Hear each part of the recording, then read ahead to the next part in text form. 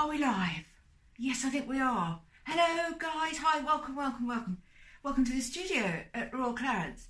Now then, my name is Sarnia de la Maré and I'm a music teacher, primarily really a composer actually. And can you hear the gulls? It's a bit noisy. I live by the sea and at Royal Clarence Marina, and consequently sometimes we can hear the birds. But I think that's okay, isn't it? I mean, I really like nature. So I'm very much a podcaster actually, and I've been making podcasts for a long time. And I figured that really the best way to teach a musical instrument is to have the visuals as well. So we're launching a whole series now of videos every day for you. And at the core really of the Telltale Club is really positive mental health and a positive musical experience. That's what I'm aiming for. So I want you to have loads of really good fun and good times. And I want you to come here with an open mind. And I don't want you to feel pressured or negative or anything like that.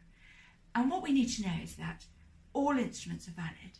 Even the voice and the hum and the clap and the stamp, all these things are equally valid as musical expressions. And also, I think what we need to know is that all the sounds are already there. We've just got to find them.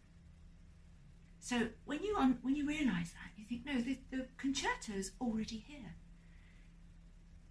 We don't have to invent the sounds.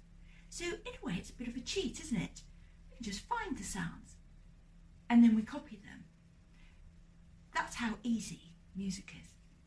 Anyway, here is my cello, and me and my cello are a team, and we're very, very much in love, actually.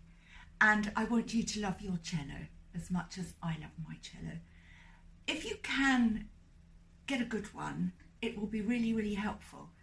But if you've got some old rubbishy one, don't let it put you off, because we can make sounds out of whatever we have at our disposal.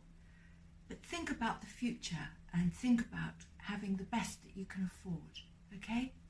And I might be able to help with finding places where you can pick up a bit of a bargain. I mean, eBay's quite good, actually. So presumably you've got your cello, and that's what's brought you here. And I've got mine, and that's what's brought me here, okay? So I'm going to do lots and lots of different classes about how to hold the bow and how to sit comfortably with your instrument. All of these things, we will be doing those in greater detail. But today, I just want to tell you the names of the notes, okay? So that's what we're going to do now. So we've got 4 strings, and on the cello they're a fifth part. Now, what I will say is that you really should tune your cello before you come to me. Being ready tuned means we're already halfway there. If you're out of tune a little bit, you're not going to find pleasure in playing with me. You need to, we need to be in tune with each other, okay?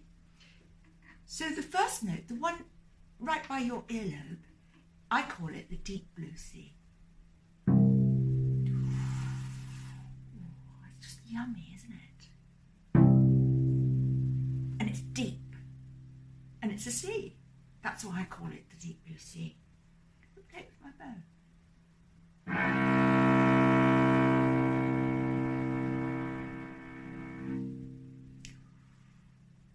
It's fabulous. Now, if you can't hold a bow, don't worry. Or if you can hold it, but it's heavy, maybe just hold it here. Move up a little bit for now. Keep that thumb bent if you can. What we want to do is get it nice and straight, and don't feel that you can't lean forward. If you lean forward, you can hear it really well, but also you can see that you're straight. And when I say straight, I mean you're making a cross, a plus sign on the string. Can you see that? Let me try and do this for you.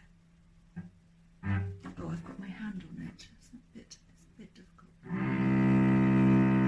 Now you want to make a plus sign, not a kiss sign. You hear the difference?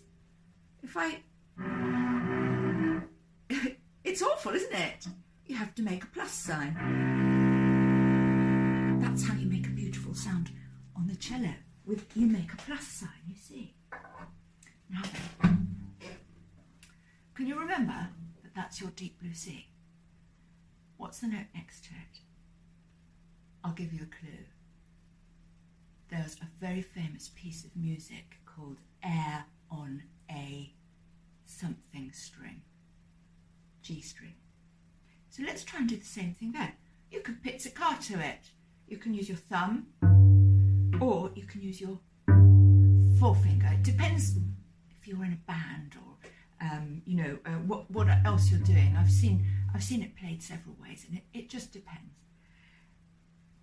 Take your bow if you can, and hold the bow. And if you're worried, hold it halfway, and play me your G string with a nice straight bow. Lean forward if you must.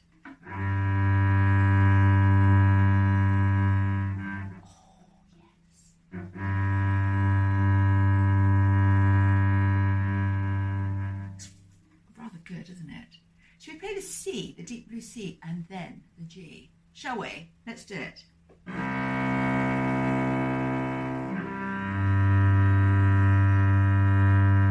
Did you hear all that vibration? All that really interesting resonances. They're called resonances. And it's how all the strings work together. It's really exciting. The G is quite deep as well, isn't it? But it's not as deep as the deep blue C. It's a bit higher. It's actually 5 notes higher, or a fifth higher. Let's go on to the next one. Now the next one is very, very important for cellists. But do you know what? I'm wondering if I should move that down a little so that you can see a little bit better. There we go. You don't need to see my face, do you? Let's get that in. There we go. That's better, isn't it? So let's talk about this D string now. Well, the D string is very, very important for cellists, especially if you're going to do the Suzuki book with me. I'm going to do ABRSM and Suzuki, so it's up to you, but I'd do both if I was you. But we're going to start on the D string with all our pieces. So the D string is very, very important. Suzuki really liked D strings. So let's try and play it. Let me get it back in my proper position.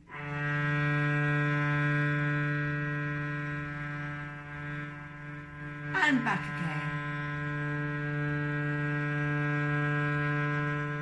And we may as well do another. While we're here, keeping nice and straight so that we make a pretty sound. It was good, wasn't it? So now we can play 3 notes. The deep blue C, the air on the G, and that rather lovely D. It was almost a tune. Let's have a look at this string. Now this is the one that's furthest away from my ear, and this is called the A string.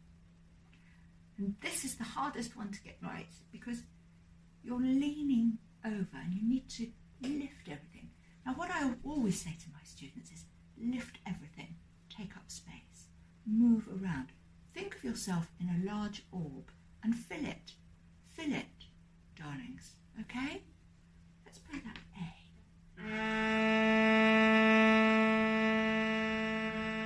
And we may as well go back down again. And let's come back. Now actually, just to make things confusing, when you start at the frog, this is called a frog, and when you start there, it's actually called a down bow, not an up bow, even though it feels like you're going up. But it's a down bow. And whenever you start from here, it's called an up bow.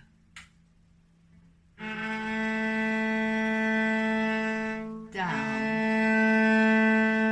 Okay? Just to confuse you. Now then, I think what I'm going to ask you to do for homework is just to practice, and don't forget you can lean forward, or I've got a mirror just here on my chair, and I find a sideways mirror helps me. When you look in the camera, because the cello, that would be my straight cello, sort of there, so it's easy to be straight, or should I say perpendicular to the string. But because it's like this, it's actually a bit, it can be a bit confusing in the camera, so I find it a bit easier to check that I'm straight from my side mirror here, and that just I just double check and I can see. Do you see? So it just depends on the angle, so be careful. But I like to have my mirror, and I like to see the position of all over my body actually. So remember, you can lean forward and just check that you're straight, and then yes, straight, and then do your motion accordingly. I mean, I hit the side there because I was trying to do 5 things at once. You'll get used to it, and just like I'll get used to talking in this video, which is very, very strange for me. The podcasts go out. What I do is I'm going to take the audio from this, and that'll be free on a podcast, so you can listen for free still, and that's on my Spreaker app. But if you want to see the videos, then just pop along to the Telltale Club and sign up, and it's £5 a month, which is pretty good value, I think. So I had a totally wicked time, and everything for me was a total pleasure, and I hope it was for you too. And I'll be back tomorrow because I'm going to do a lesson every day, probably first thing, and I'll tell you why. In the morning, this is my music room, and in the morning, the sun, the winter sun, just pours through. It's afternoon now, and the sun's going away, and I want to do these broadcasts early before I start my full day of making music and all the other things that I do. So I want to really capitalise on that sun. And it's really, really good practice actually to have something beautiful around you when you're practicing, something to look at out of a window, perhaps some flowers, a painting. If you're in a small space, you could have a beautiful painting. And sometimes when you're practicing an exercise, and I mean, I do hope you're going to be doing lots and lots of these for your practice often, and you don't have to look at any music.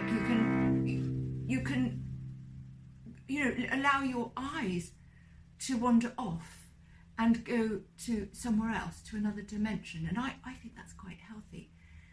But don't get distracted. But you can have something else, some other stimulus. Another thing you can do is you can shut your eyes. See what happens when you do that. All these things are very valuable for different reasons. So, guys, thank you very much for joining me, and I'll see you tomorrow, I hope.